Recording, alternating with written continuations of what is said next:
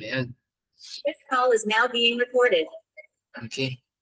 So again, I'll be reading na lang yung full, tapos sa Why Revival Terrace, tapos ikaw na lang ate sa part. Okay? Sige. Let's start. Let's pray muna. Lord, thank you for this time now we can meet again. This is our first meeting for the month of July, and yet we are very thankful for this opportunity. It's very rare for us to be engaged in prayer at a deeper level and to read about prayer, to read about the importance of prayer.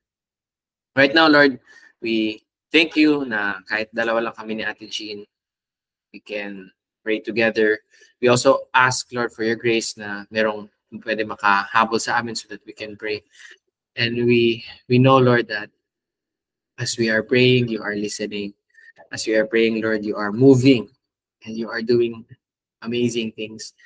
And help us, Lord, not to become weary of doing good, but to persevere, uh, to continue, Lord, praying, to continue to serve one another, to wash each other's feet, to love one another. Because in the proper season, in your time, Lord, we will reap a harvest if we do not give up. So we pray, Lord, that you would speak to us through Ravenhill, through Dr. E.M. Bounds tonight. In Jesus' name, Amen. By the way, it's still June. June! Okay, sige. It's fine. It's fine. So prayer grasps eternity. No man is greater than his prayer life. The pastor who is not praying is playing. The people who are not praying are straying. The pulpit can be a shop window to display one's talents. The prayer closet allows no showing off. Poverty-stricken as the church is today in many things, she is most stricken here in the place of prayer. We have many organizers, but few agonizers. Many players and payers, few prayers. Many singers, few clingers. Lots of pastors, few wrestlers. Many fears, few tears. Much fashion, little passion. Many interferers, few intercessors. Many writers, but few fighters. Failing here, we fail everywhere. The two prerequisites to successful Christian living are vision and passion, both of which are born in and maintained by prayer. The ministry of preaching is open to few. The ministry of prayer, the highest ministry of all human offices, is open to all. Spiritual adolescents say, I'll not go tonight, it's only the prayer meeting. It may be that Satan has little cause to fear most preaching. Yet past experiences sting him to rally all his infernal army to fight against God's people praying. Modern Christians know little of binding and loosing, though the onus is on us. Whatsoever ye shall bind. Have you done any of this lately? God is not prodigal with his power, but to be much for God, we must be much with God. This world hits the trail for hell with a speed that makes our fastest plane looks like a tortoise. Yet, alas, few of us can remember the last time we missed our bed for a night of waiting upon God for a world-shaking revival. Our compassions are not moved. We mistake the scaffolding for the building. Present-day preaching, with its pale interpretation of divine truths, causes us to mistake action for unction, commotion for creation, and rattles for revival. The secret of praying is praying in secret. A sinning man will stop praying, and a praying man will stop sinning. We are beggared and bankrupt, but not broken, nor even bent. Prayer is profoundly simple and simply profound. Prayer is the simplest form of speech that infant lips can try, and yet so sublime that it outranges all speech and exhausts man's vocabulary. A Niagara of burning words does not mean that God is either impressed or moved.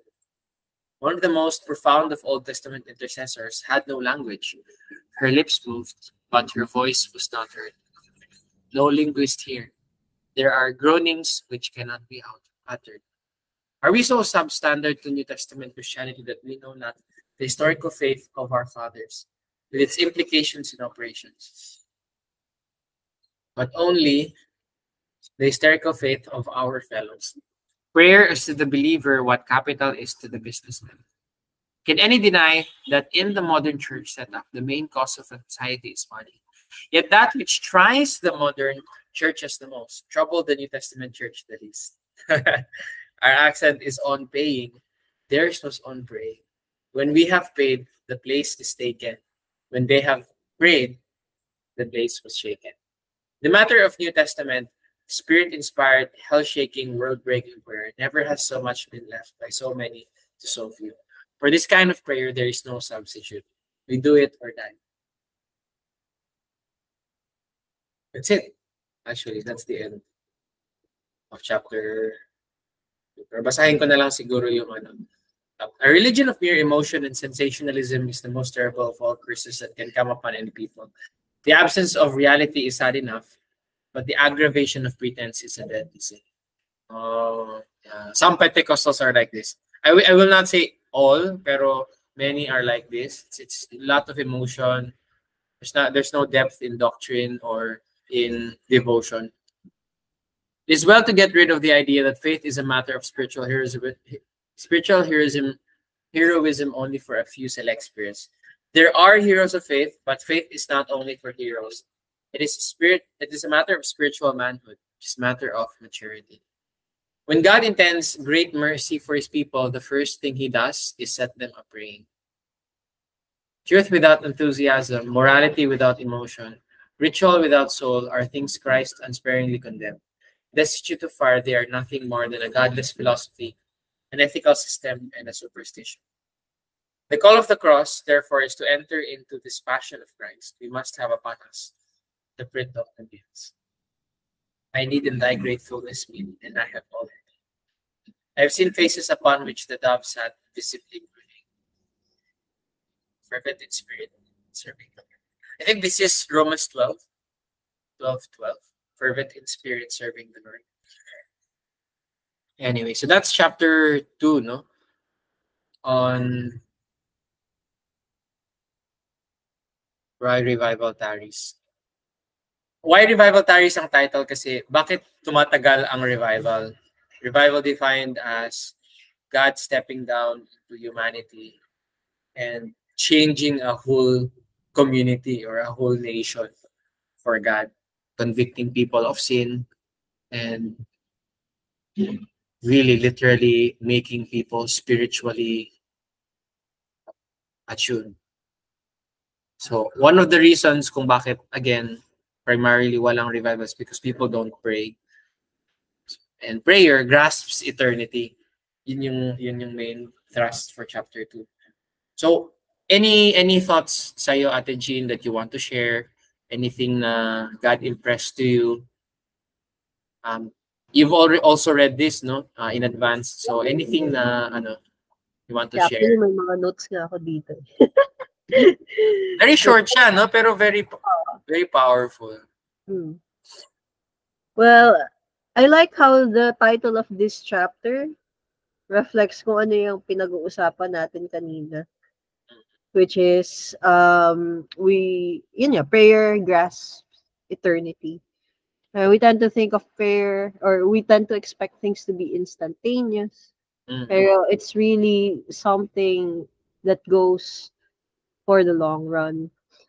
But anyway, one of the things that struck out to me when I was reading this was the part where Ravenhill, diba, said,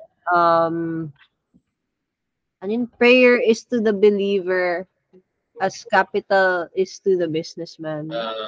So capital is resources, money, currency. Without it, hindi mo mapapatakbo yung business mo. Yeah. And similarly, without prayer, we cannot do the business of God. We cannot build His kingdom. We're so focused on acting, on doing things that we confuse it nga with unction or anointing. Action for action. Yeah, yeah. We confuse action for unction and vice versa. Pero hindi talaga eh. Yeah, it's antithetical in a way. Kasi 'di ba, prayer requires a lot of waiting. Prayer requires like really trying to get to know God's will.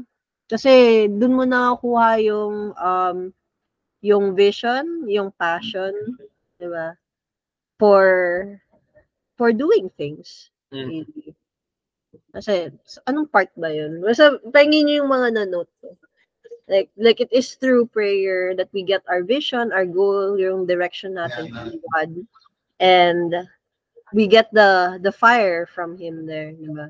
Like when we pray, that's how we become more in tune with the Holy Spirit, and that's where we get the grace and the strength to do things beyond what we can imagine, and not just anything really, pero yung kung ano yung vision ni God. So, yun yung thoughts ko. Nice read. Very short and succinct. Pero, sobrang bigat din. There's so much to glean from every line. Yeah. Tsaka maganda yung pagsulat niya to Jean, no? I mean, yun na, action for action, di ba? I like how older people write. yung mga mid-century writing. Sobrang lalim. And very profound. Yeah. Pero makita mo dito, this is how prayerful people write talaga, Ate Jean. Yan, pag binasa mo yan sina Bounds, sina Tozer, yan, sina Ravenhill, parang mag-grasp mo somehow, may idea ka. These are things not born in prayer and birthed in prayer talaga siya ng mga words. Kasi you can parang somehow experience their words. No?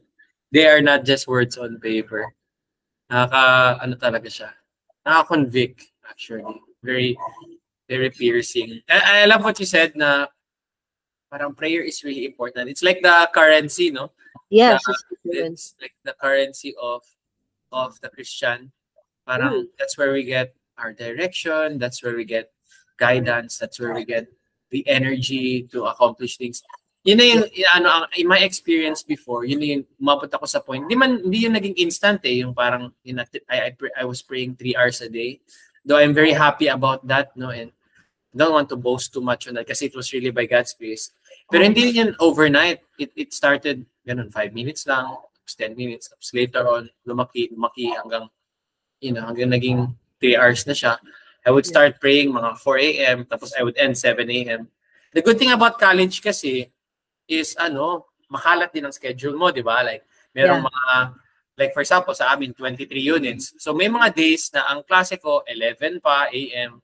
Merong mga days na ang klase ko, 1 p.m. pa, ganun, 4 p.m. Yeah, so, I miss college. Yun ang kaganda ng college. So you can really pray, ganun, and not worry about, 8 to 5 work or about, tapos nag-boarding house pa ako. So I didn't have to worry about cooking food or cleaning the house, ganun. Kasi ako lang mag-isa sa room ko. I can just clean it pag may bisita. But anyway, so there was a lot of freedom, no? Pag ikaw lang mag-isa, boarding house, ganun.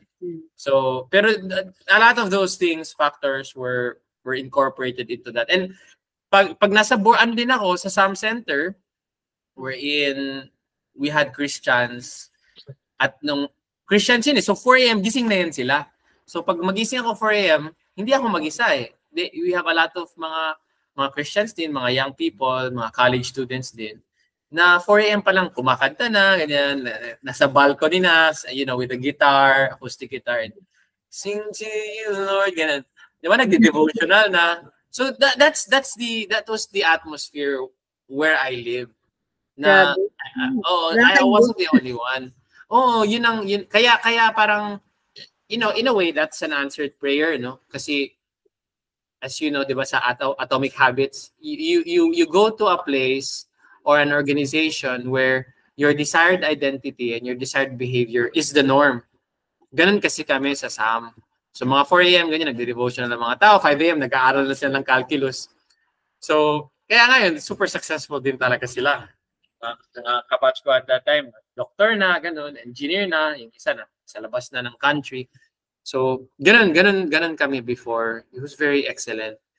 So, and ang ano lang, very, very weird dun kasi the more time I spent in prayer, diba you would expect you have less time to work.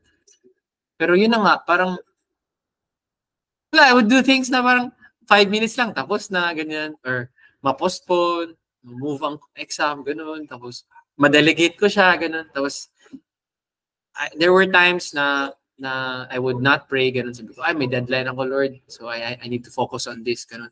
Tapos, I would spend hours on something trivial, siguro, Facebook or YouTube. Or, na, like, simple task, hindi ko ma-accomplish. Ganun, mag-procrastinate ako. Or parang hindi lang mag-work ang brain ko. So, through that, mas naano ako na, I'd rather spend time in prayer. Kasi, na-realize ko through that na the more time I spend praying, the less time I would spend in doing tasks. Nagiging mas efficient ako, ganyan. Mas nagiging clear sa akin what to do. So, actually, that's super true. That's also been my experience.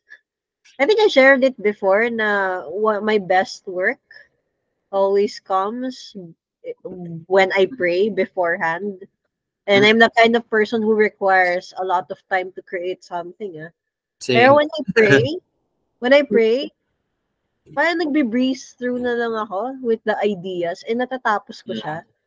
Then if I don't, tapos yun pa yung nagugustuhan ng mga boss ko. So it's like, wow, grabe talaga yung prayer. Grabe talaga when you seek God's kingdom first. Oh, so to all these things shall be added. No? So these are instant na mga answered prayers, no? Pero it keeps us motivating talaga. Anyway, so I think that's all for me. Kaya na-encourage niya ako to really pray for long periods of time. Siguro ngayon, by God's grace, I have more time, unlike sa clerkship, pati internship. Yun talaga matindi at Jean. Kasi yun na nga, 48 hours, 24 hours kayo, walang tulog. Always kayo. Ha? Natapos na ba yung clerkship mo? Yung clerkship done na, praise God. Yun na yung time, di ba, na ikaw muna pinaano ko, sabi ko, Ate Jean, ikaw muna mag-lead sa Alethea. Hindi ko talaga kaya. So what's next? Ano? Ano yung sunod? Internship. 6 months ulit, Ate Jean. Kailan magsastart yun? October to... Sheesh! October, November, December, January, February, March. So mga March siguro, tapos na kami. O maghingi ako ulit ng help mo on that sa Alethea. Probably 2 session lang yan. Okay, sige. Tapos, ano lang tayo? Got it. Kay ate, magpa-help lang tayo kay Sir Den sa research-wise. Actually, ginagawa na ni Sir Arthur yung ano natin sa 2 Timothy, yung PowerPoint natin. By the way. So, not to worry about, ako na lang bahala sa 2 Timothy. But anyway, so, ganun, oo, inform na ako in advance. Kasi hindi talaga siya kaya i-balance. Pero after that, medyo maluwag ako ulit. To be honest. Kasi masters na lang. I mean, mahirap man ang masters. Pero you can do it at home kasi. Masters, and then review Ate Jean, 10 months. Sa Manila ako magre-review, God willing. Wow, when? Time tayo. After, baka probably after March, April. Wait lang. After ng 6 months of masters. So, March, April, May, June, July, August, September. So, mga from probably October to November. Ganun. I was thinking pa naman na March onwards na lang ang pumunta dyan. Pero dito ka din pala. Pero ako lang mamimit mo. Kung ikaw punta dito, mamimit mo. Okay. Okay. Yeah. Mahirap mag-vacation pag review season. At saka nasa review center ako niyan. So, busy din. Okay. Pero I'll make time. For sure. 10 months kami magre-review at Jean Imagine before we take the boards. So 2 months, ang plano ko dyan, or kung pwede nga iproprolong, kung if I have the funds, gusto ko sa Manila mag-review. Kasi malayo ba sa distraction? Pag dito, mga 8 seryoso months ba? ako dito.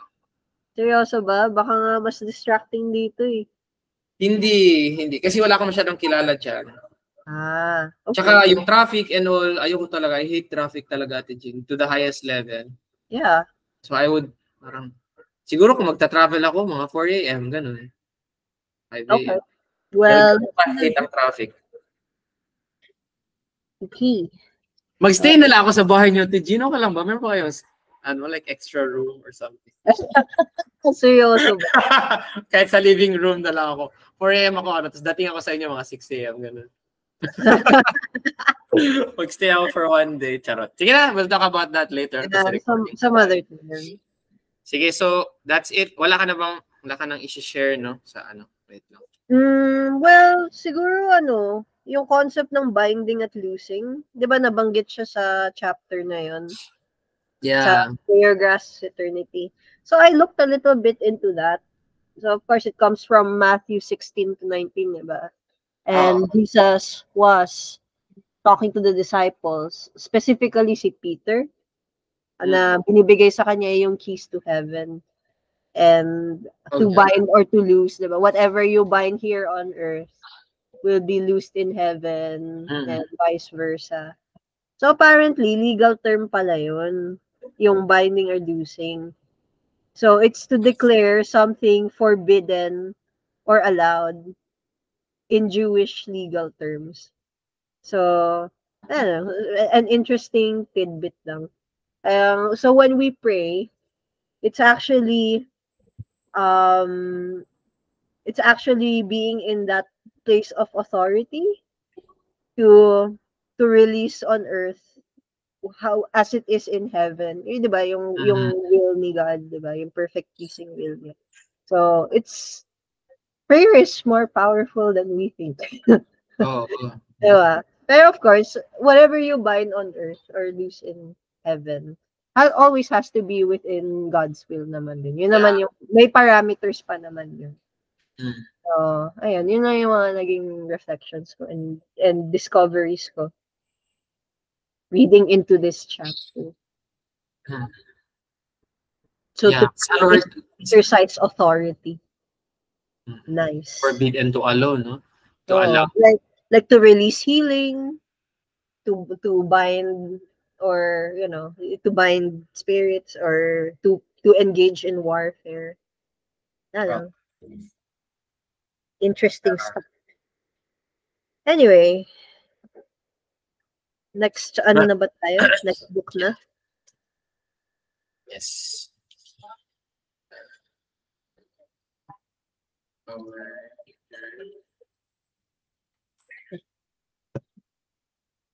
Chapter 2.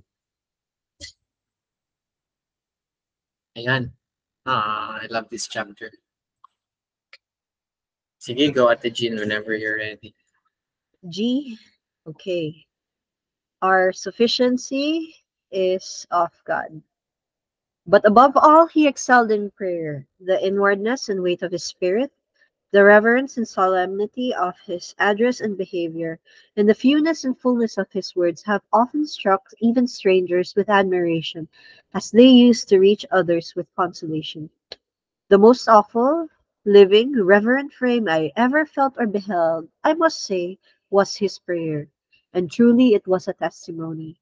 He knew and lived nearer to the Lord than other men, for they that know him will see most reason to approach him with reverence and fear. William Penman. The sweetest graces by a slight perversion may bear the bitterest fruit. The sun gives life, but sunstrokes are death. Preaching is to give life, it may kill. The preacher holds the keys. He may lock as well as unlock. Preaching is God's great institution for the planting and maturing of spiritual life. When properly executed, its benefits are untold. When wrongly executed, no evil can exceed its damaging results. Sorry. It is an easy matter to destroy the flock if the shepherd be unwary or the pasture be destroyed. Easy to capture the citadel if watchmen be asleep or the food and water be poisoned.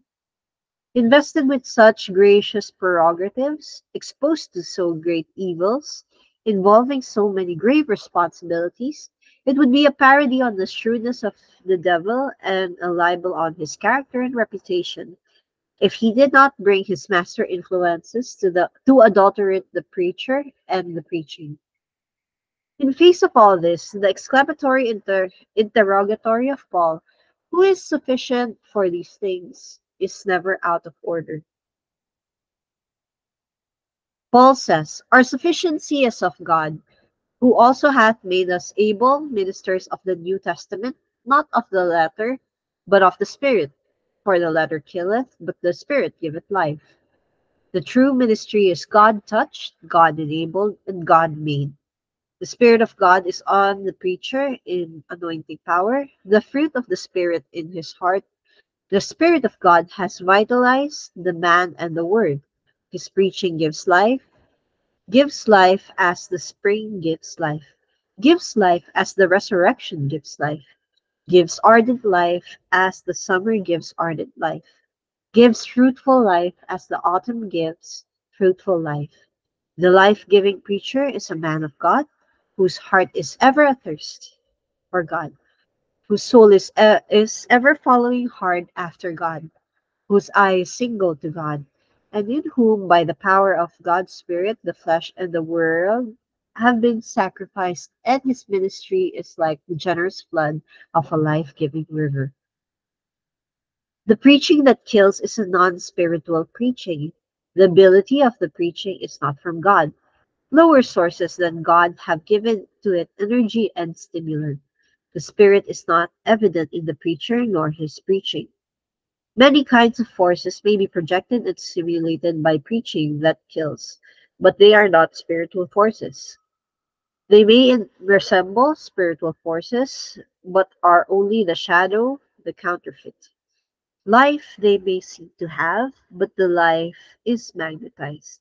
The preaching that kills is the letter. Shapely and orderly it may be, but it's the letter still, the dry, husky letter, the empty, bald shell.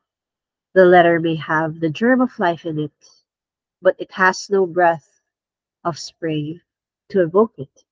Winter seeds they are, as hard as the winter's soil, as icy as the winter's air. No thawing, nor germinating by then. This letter preaching has the truth, but even divine truth has no life-giving energy alone. It must be energized by the Spirit, with all God's forces at its back. Truth unquickened by God's Spirit deadens as much as, or more than, error.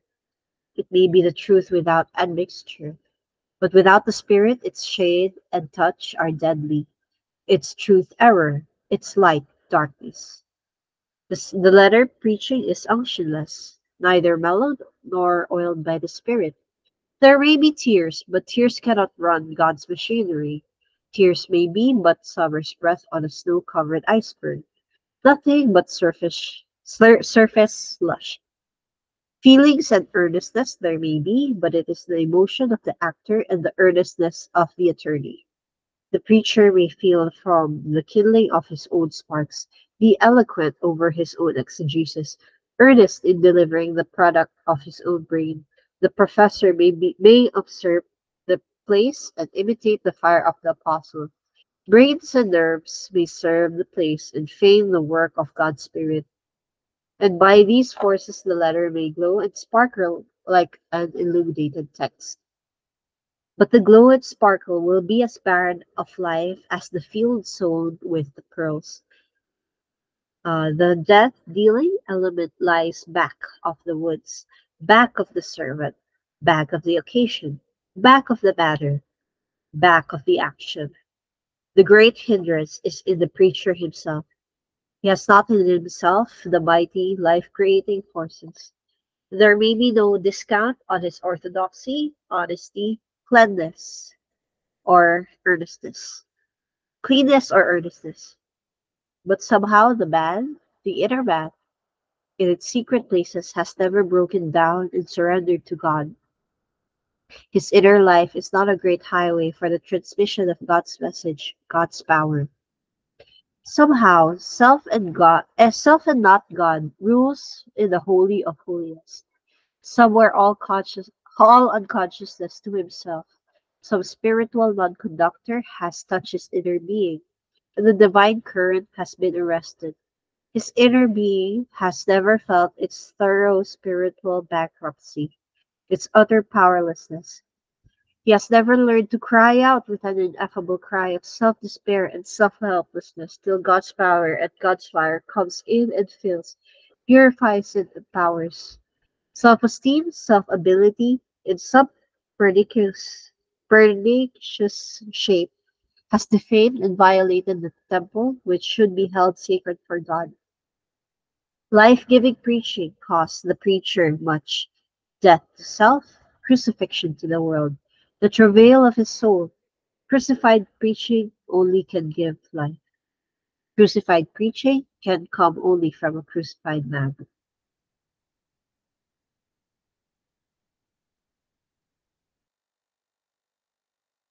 Tuloy ba?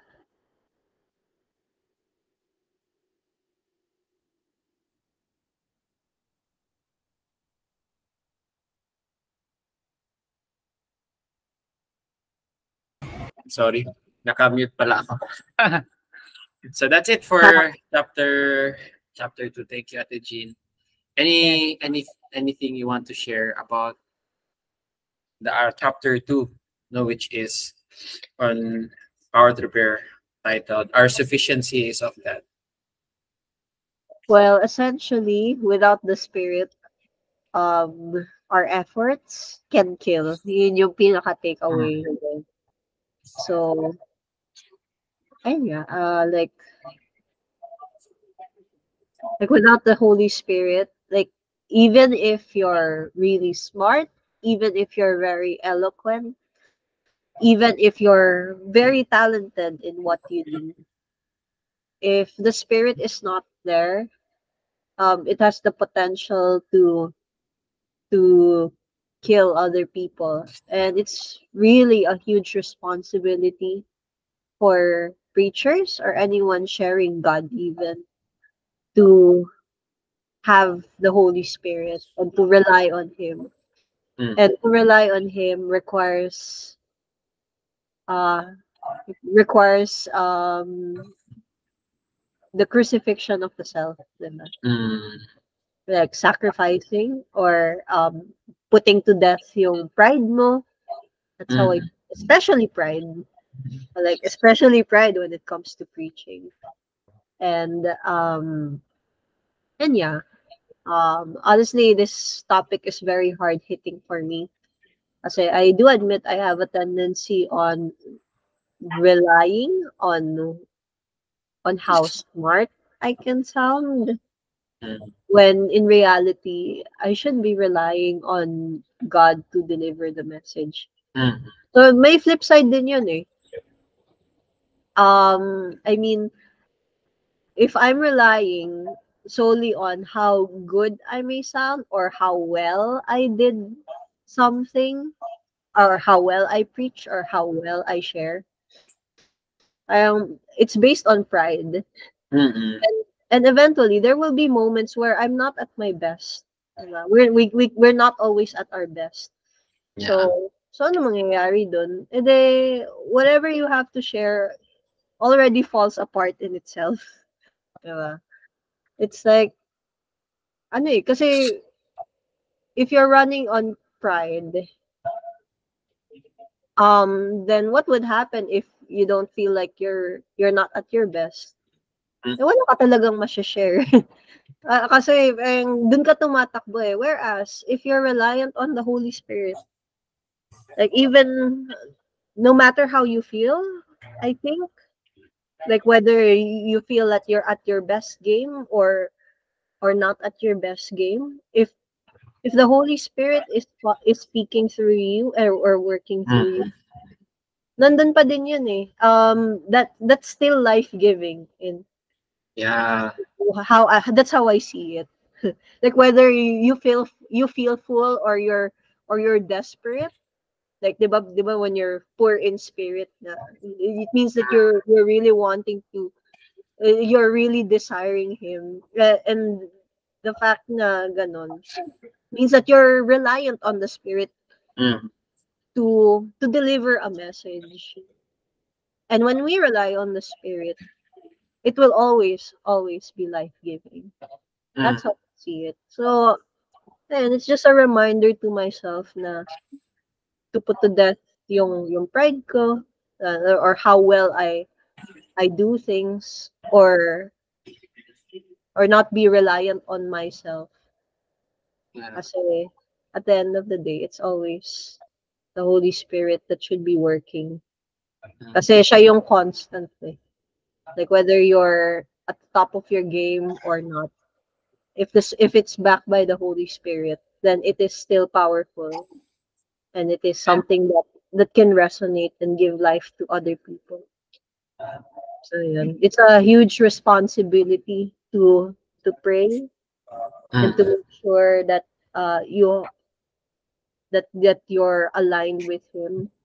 Kasi when you are, yan, it's a power. That's when it turns into a powerful testimony. Yeah, those are my thoughts. Oo. Yeah. It's always hard hitting this topic. Kaya pala naengganyo ka talaga to really pray, Ate Jean, no? I mean, to Hmm. cut some things like TikTok. Oh, It's like na-internalize mo talaga. internalize? What do you mean? Parang na-absorb mo ba yung what this means? You not only understood it, but you wanted it to be, in a sense, your reality. You wanted to experience God. You wanted to experience prayer, not just in theory. But you wanted it to Yes. be part of your life. If not your life, no? Kaya tinatawag natin your prayer life. Kasi it's really a life. Hindi siya parang cherry on top ang prayer. Sa Yeah, tsaka I think I'm also too reliant on sounding good or always wanting to sound good. Alam mo yun? And I think it's a hurdle din when I relate to people or when I try to share God's word. There's always that fear at lingering at the back, when in reality it should be sacrificed to God. yeah. It should be crucified on the cross. Yung fear, yung pride, yung anxiety in messing up.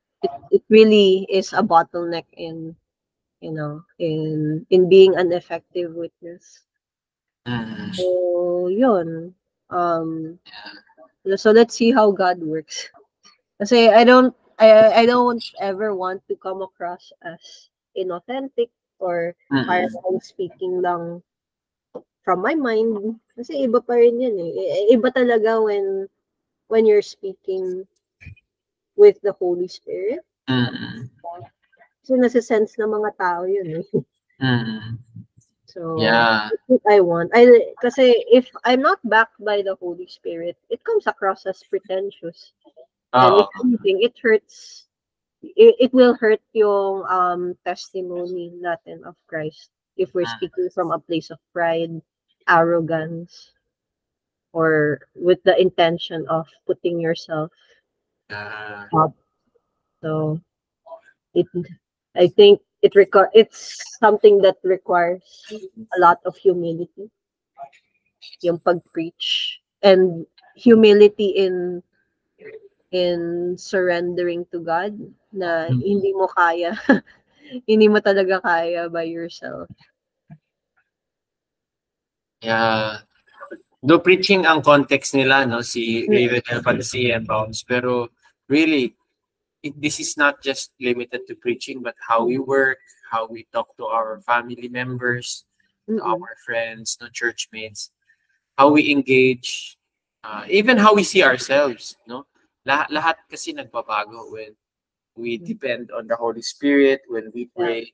Kasi when we run on pride, ang nangyayari kasi nagiging protective tayo sa ego natin, nagiging protective tayo sa pride natin.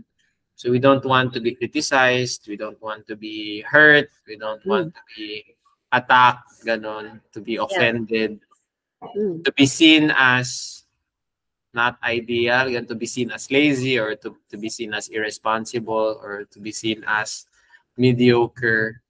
Yeah. And on a psychological level, useful naman yun, di ba? Kasi that pressures us to be better. Pero spiritually, sometimes we can put on an act, no? And inside, sobrang hollow na pala natin, sobrang dry na pala natin, sobrang layo na pala natin to God, and we're so confused na pala, and we try to act as if we're not. Pero in prayer kasi, hindi mo, lalo na yung real prayer, hindi mo yun matatago kay Lord. Pag dry ka talaga, pag ano ka, pag walang-wala ka talaga, lalabas yun lahat sa prayer. Hindi ka nga siguro makapag-pray, no? Or diyan na lumalabas yung desperation natin for God. We hunger for Him, we thirst for Him. And actually kanina nung sa DOH, nag-interview kasi kami sa DOH, and lumabas yun lahat kanina. Lahat ng yung mga emotions. Parang nakarelate ako, sabi ko, o nga no, the way I interacted with my group mates and with yung kanina, it was, I think, very pretentious and arrogant. The way ako nagsalita sa kanila, parang, tama man in a sense, kasi I was fighting for a, sabi ko, dapat hindi tayo late, dapat ganito, dapat ganyan. Pero the way I said it, parang, I think, siya ba, parang high-headed, parang, medyo arrogant ba, na as if ako nagkakamali. As if wala din akong mga shortcomings sa group. Actually, marami. No, but, doon ko nalaman na, siguro yun ang kulang. I was not dependent on the Holy Spirit, and was more of the resources of the flesh ba, rather than resources of the Spirit when I interacted with my group mates, ganun. And dun sa interview namin sa DOH, Department of Health kanina. So, I was really reminded, in my studying, ngayon kasi ang dami kong inaaral, and as a medical student, as a future doctor, and even as a brother in Christ, hindi talaga maganda to depend on the flesh, but to always rely on the Spirit, to acknowledge na hindi talaga natin kaya, hindi ko talaga kaya, I am nothing. Totoo talaga yung sinabi ni Jesus na, for apart from me, you can do nothing. Totoo talaga. Apart from abiding in Christ, trusting in Him, depending on Him, can't do it. So that's it. Anything else that you want to share, Ate Jean? No naman. I think that's it for me. I think between the two, ito yung mas hard-hitting. Ganun. Yeah. Kasi may sense of responsibility talaga. To have a prayer life and to be aligned with God. Kasi if you're not relying on His anointing, then you're spreading death. Or you're just upholding yourself at best. Yeah. Or you could be really good, but you could be more effective with the Spirit.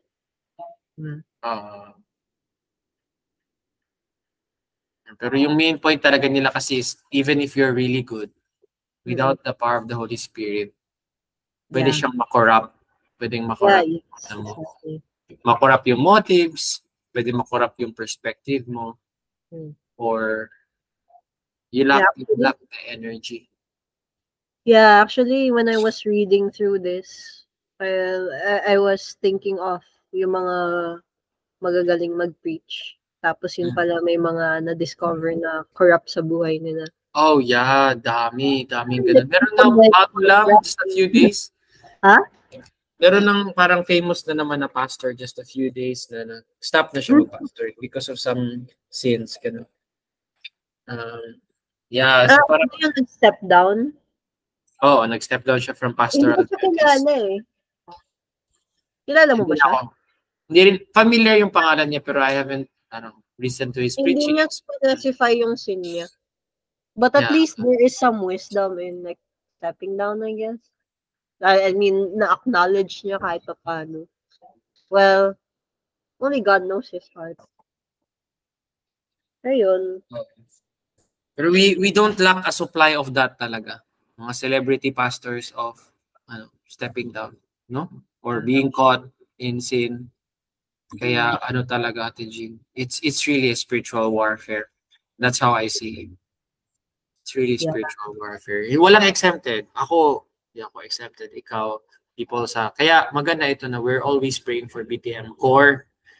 Kasi we also pray for BTM people, no? Pero we pray for the BTM core talaga daily kasi tayo kasi parang we're the pillars in a sense. Si Christ foundation, pero tayo ang pillars na BTM would make or break. Depende kasi sa atin.